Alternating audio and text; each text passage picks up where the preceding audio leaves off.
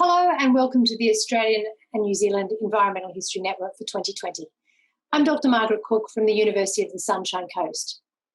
I'm speaking to you today from the lands of the Yagara people in Ipswich in Queensland, and I'd like to acknowledge their elders past, present and emerging, as well as those on the lands on where you are joining us from.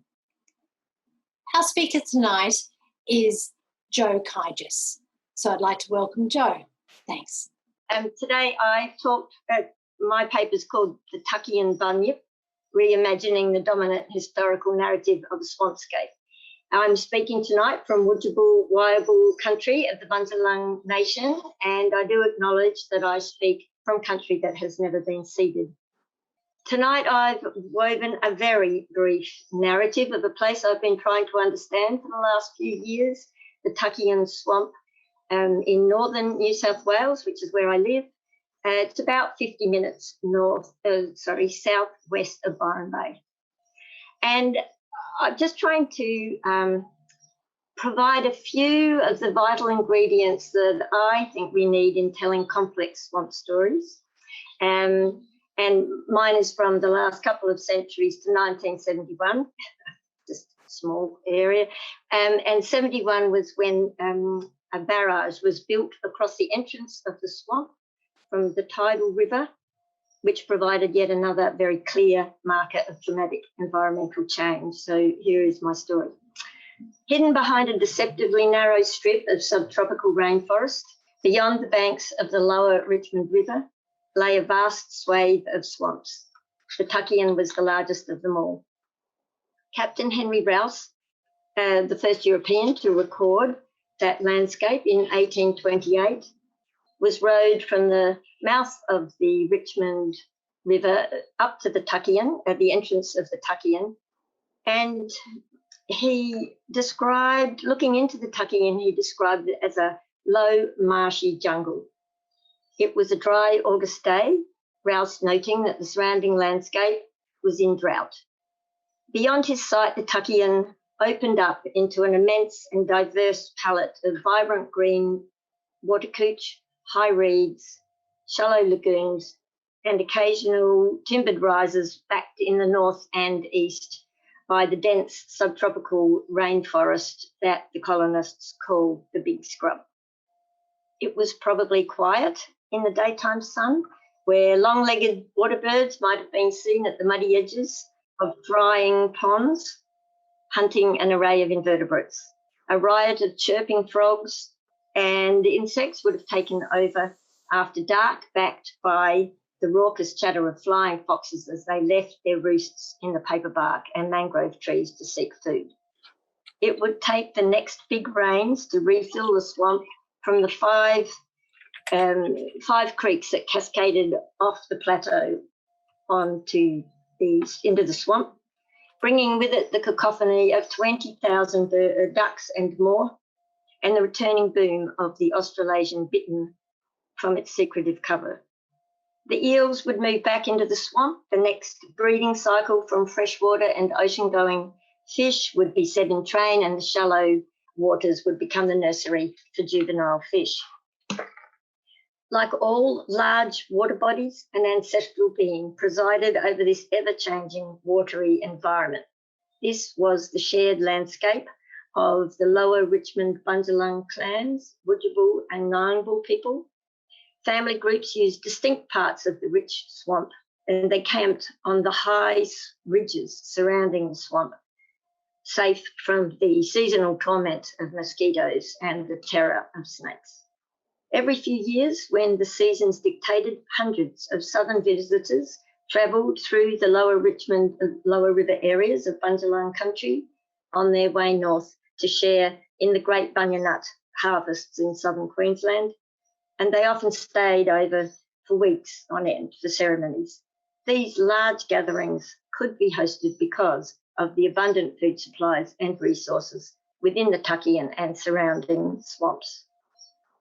European forays into the Richmond Valley followed slowly in the wake of Captain Rouse's descriptions, but by the 1860s, European incursion, resulting in massacres and deadly disease, had devastated the traditional owners and the Bundjalung's sole stewardship of the Tuckean was coming to an end.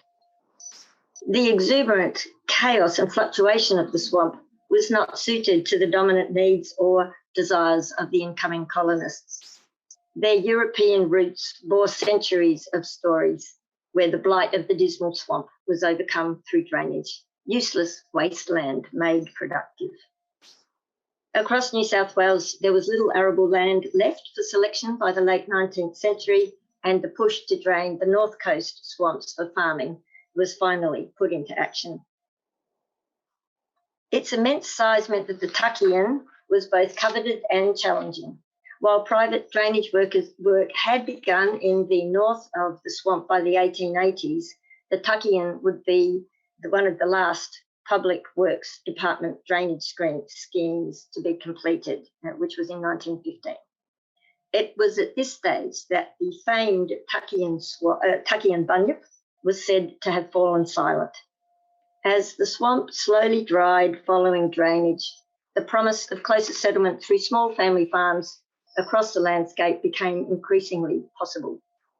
Anna Collard, whose family was one of the earliest to select land on the edge of the swamp in 1882, had long hoped for such a day.